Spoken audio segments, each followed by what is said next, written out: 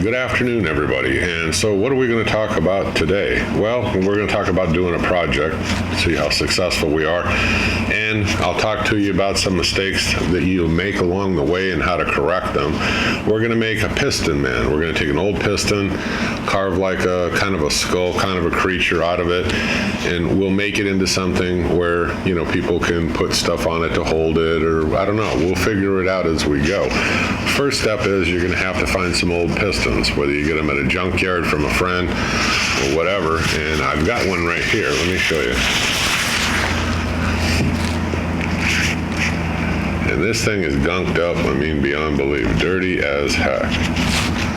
So the first thing I want to do is I want to get this all cleaned up. So question is, how am I going to do that? Now, I've tried different things. I've tried using gunk. You know, I've tried using different cleaners, and it's not going to get a lot of this scoring out of this. The best thing for you to do is I use a 4.5 inch angle grinder with a cupped wheel, wire wheel on there, and I go over this whole thing.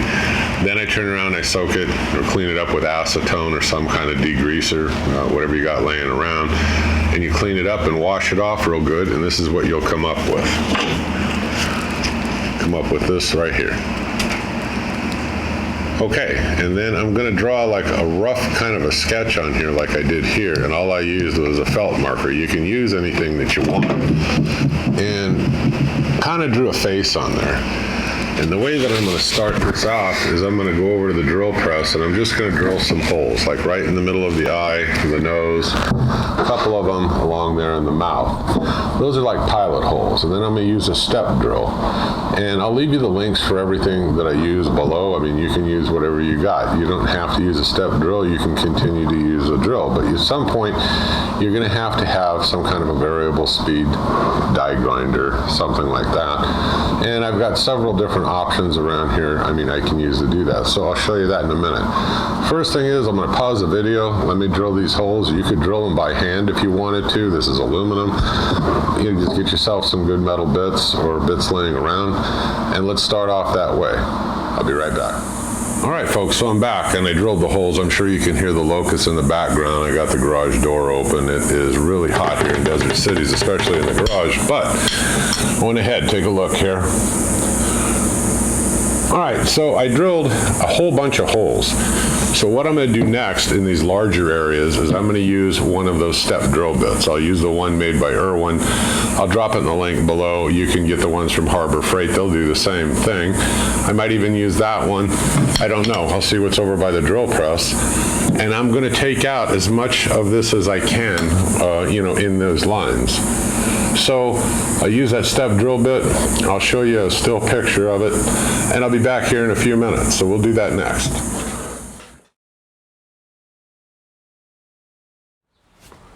Okay, folks, so we went over to the drill press, we drilled the holes, we used a step drill bit. Let me show you where we're at right now, and then we'll talk about the steps going forward. Okay, so this is where we're at right now.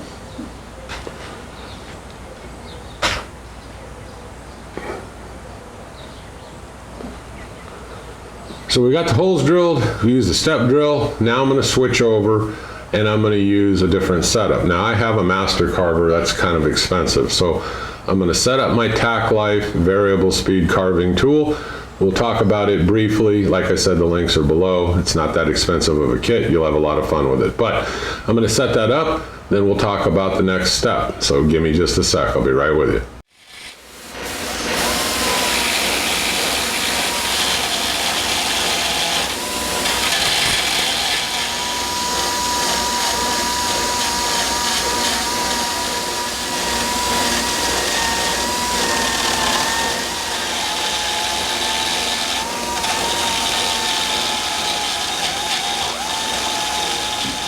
Okay, so what did we use to grind this out? Let's take a look here at this first. Okay, a couple of simple tools. I had this air pneumatic die grinder. Got an aggressive bit on there, and that could take out quite a bit of stuff real fast. I mean, real fast.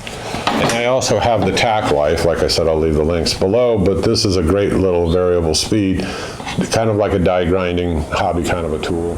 Okay, so we cut one of those piston rods and made this little hollow cigar looking thing we're going to put in there with some JB Weld, like I said. Now, I went ahead and I used a wire wheel and I cleaned these up. I didn't want to leave them rusted. You could, like I said, but I decided not to and clean them up. So I got them nice and clean. So we're going to use one for the base. I'm going to use one for his body. And we'll weld it on there with a MIG welder, about like this. And then I cut one like I told you. I just took a 4.5-inch angle grinder with a cutoff wheel. I made a mark roughly in the middle, cut it, right arm, left arm, and we'll play around adjusting these to whatever we're going to end up doing. Okay, now, in order to make this fit so he faces forward, I was sitting there wondering, okay, how am I going to do that? Because it's like this, and I'd like to set it like that. These right here, these little nuts, they'll come undone on both sides. But I'm going to take and I'm going to cut right down the middle here. And I'm going to make that just a little bit, maybe 2 cuts, so that the thickness of this will fit inside of there. And then I'll bring it down flush and then we'll weld it. Show you what I mean in a minute. For right now, I'm going to take this piece and I'm going to cut right on through it. And then we'll see how it lines up over the top of one of the thickness of these horseshoes like this. Be back with you in a second, I'll show you. Okay, so in a vise, I secured this in a vise and I took that 4.5-inch angle grinder with a cutoff wheel and I made 2 cuts. And I made it wide enough so that one of these horseshoes, I'll just grab one, will fit down in here just like this. That keeps him facing forward, okay? So, and if there's a gap and you cut a little too much, it's not a big deal. We'll just fill it in with MIG wire when we're MIG welding. But this right here will create it so that it runs flush right there with his legs coming off. So it should look pretty good when we're done. And we have the arms, the cigar. I'm going to pump out some MIG wire here. And then I'm going to show you what we're going to do next. We're going to mix up some JB Weld, and I'm going to show you exactly what we're going to do, and then we're going to let it sit overnight because, well, we're not in a rush and we're just having fun. I'll be right back with the JB Weld.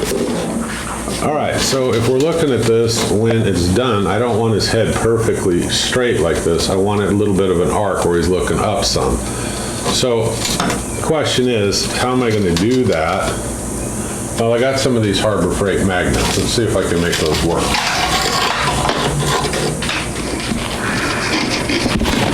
All right, so the Harbor Freight magnets, I got it to where I wanted it, and his head's raised just a little bit. All right, so we're gonna go ahead.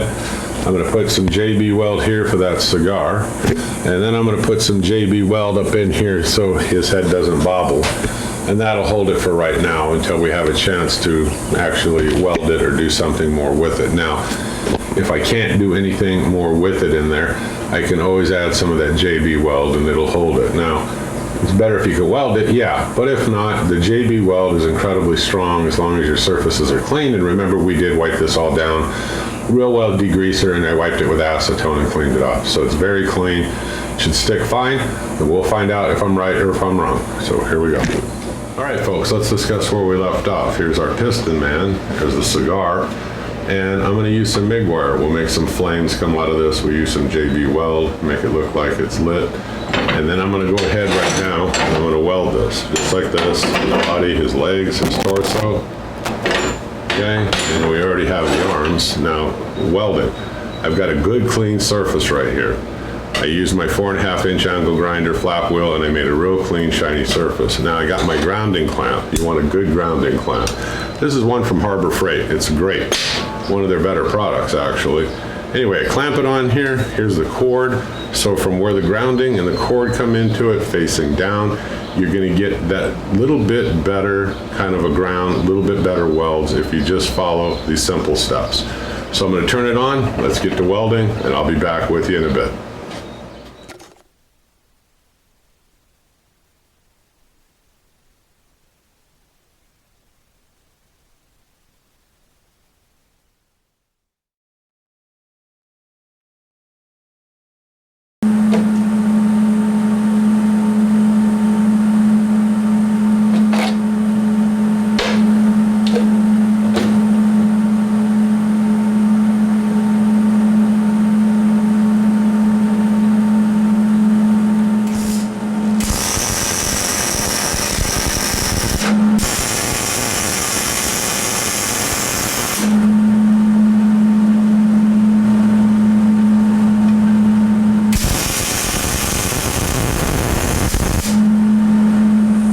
Okay, so we're back. Now, here's what we did. We went ahead, we welded this lower part of his body. Here's the upper part right here. Kind of overdid it a little bit on a couple of these welds. I had some trouble adjusting it at the start to get the gas flow right. It ended up around 22, PSI on the gas. I'm in the garage, there's no wind, so it made it a little bit easier. Anyway, went ahead and did these. These are easy to clean up with a 4.5-inch angle grinder and a flap wheel, and you can use different grits. You got 60, 80, 120, different grits you can use to get, a different kind of a finish or a look on there, and we'll do that in a little bit when we're done. So where are we now? Okay, so we are at the point where I'm gonna go ahead and I'm gonna JB weld epoxy in that MIG wire here to make it look like flames. I'm going to cut a piece of sheet metal and we're going to make a hat for him. Big old cowboy kind of a hat. I thought that would look good on here. Then we'll start thinking about how we're going to do the arms and what we're going to do to make it look a little more decorative. Be back with you in a minute with the JB weld. Okay, so I got a bunch of this MIG wire and I put it here just like this for the time being. And I'm gonna probably put a piece of tape on here while I let that JB weld set up, but I wanna make sure it's gonna fit in here okay. That'll be the second, yeah, and it will. Okay, so let me get a little piece of tape. I'll be right back. Okay, so the first thing I'm gonna do, I'm gonna mix this stuff up. It sets up real fast. I think it's like 5 or 10 minutes. I don't know, it's fast though. And I'm just going to coat this with it really well. Once I got that coated, stick it right up on in here.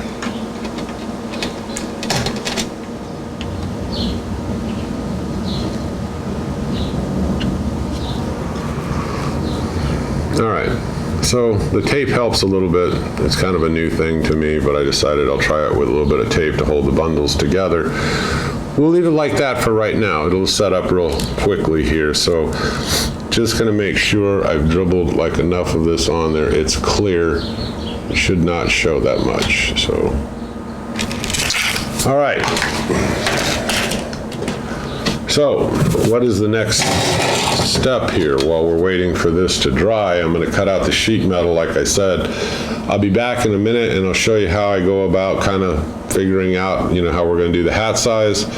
Then we're gonna clean up the welds, we'll put the arms on, figure out how we're gonna adjust those, and we'll move forward. So I'll see you in just a sec when I get the sheet metal. All right, so I'm back. So I got a piece of flat sheet metal, a little bit thicker than I wanted. Took the piston, set it up here kind of close to the corner with his nose pointing towards the point. Kind of drew a line around it, best I could, little overhang here to create a template like for the hat.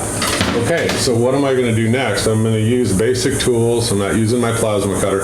I'm gonna cut this with a 4.5-inch angle grinder with a cutoff wheel, get it the best shape that I can. I'll put it in the vise and then I'll use that same 4.5-inch angle grinder with a flap wheel and I'll clean it up and clean it out and make it look nice. I'll be right back. I'll show you the steps, just one step at a time, but it'll be a long video if I showed you everything.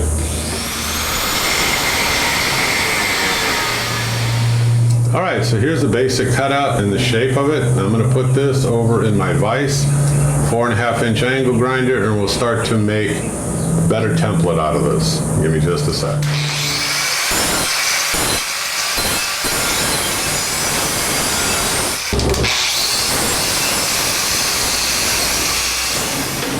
Okay, still a little bit hot, but you can see, went ahead and it had a 40 grit wheel on there. You could have used 60 grit, even 80 grit. And I cut it out, and then I went ahead, I cleaned up both surfaces while I had that flat disc on there. And I've got the general shape of this, okay? So we'll go forward with this from here. So let's go on to the next step. Okay, so this is the point we're at right now, and I'm gonna take this over to my anvil with a ball peen hammer, and I'm gonna start beating around on it. I'm gonna flare the sides and kind of all the way around it a little bit, and just using just a ball peen hammer, let's see what we can do. Be right with you. Okay, so here's the beginning of the hat, more or less. You can see it's got the brim. I took it over to the anvil and I beat around it. All right, and it created that flared edge like I wanted for a cowboy hat. So now we'll figure out what to do for the dome of this, like, you know, they have on a hat, and I'll clean up these edges. That'll take care of the hat, and we'll affix it to the top of that piston. Okay, so what else have we done? Well, we went ahead and we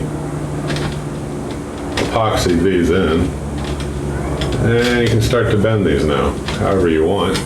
Okay, so there we tweak those and make it look like he's actually smoking a cigar or something like that. And we got the hat.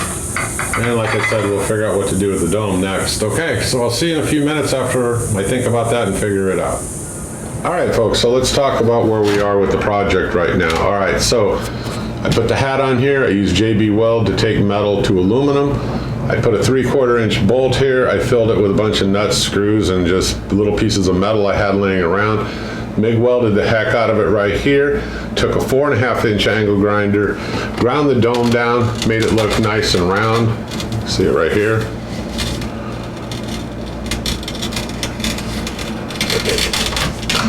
Okay, so then I got another horseshoe down here, to like a counterbalance almost, or you could put a pot, or you could do whatever you want here. Put some other tool in here, what have you. I welded the arms on, which was a horseshoe cut in half. Now you can take these arms and you can bend them up like this. That's soft enough to where if you clamp it in a vise and you hit it with a sledgehammer, kind of like this. It's one of the ones out at Harbor Freight. They work great. And I'll give you some links below for some other ones that I've used, but you can bend them up easy enough, but you just cut it in the middle, weld it onto the sides, because this is steel. And I took 2-inch pipe, cut a piece off. I cut a little groove out of it because I'm going to give this one away, but and then let whoever gets it next decide what to do with this other arm. So I'm going to leave it up to you. If you make this at home, you decide what you want to put over here on this hand. You can make ears for it if you want to. I had some of them that look like this. You can do all kinds of different things once you get to this point, and you can really have a lot of fun with this project. It's great, especially with the kids in the neighborhood.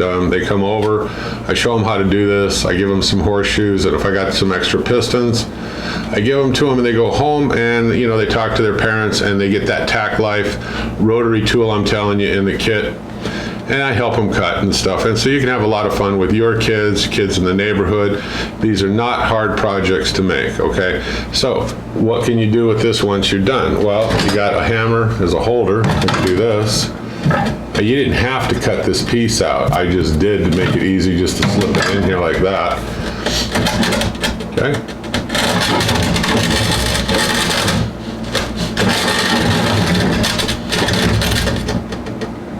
So you can make this in a whole bunch of different ways, and we'll do some more on some future videos, okay? But for this one, I'm gonna go ahead and wrap it up. It's gotten to be long enough. Okay, so just remember to do this. Some basic tools, a way to cut it, 4.5 inch angle grinder.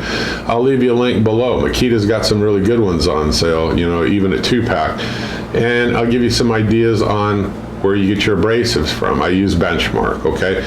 You need a good sledgehammer, kind of a heavy duty hammer, a way to weld, and I would use JB Weld. One of the biggest complaints or one of the biggest concerns on the forum is, what are you going to do when it comes to getting aluminum to metal? Well, I'm sure that there's different ways, and people can drop it in the comment below, but my way was just to use JB Weld, and it works totally fine. And I use it up inside here where the piston and the rod come down, you know, to make it nice and solid and hold it in place. Okay, folks, I'm the Home Handyman. I hope you click subscribe. I hope you enjoyed this project. If you got questions, let me know. Otherwise, we'll do another one soon. Thank you. You folks have a great day. Bye-bye.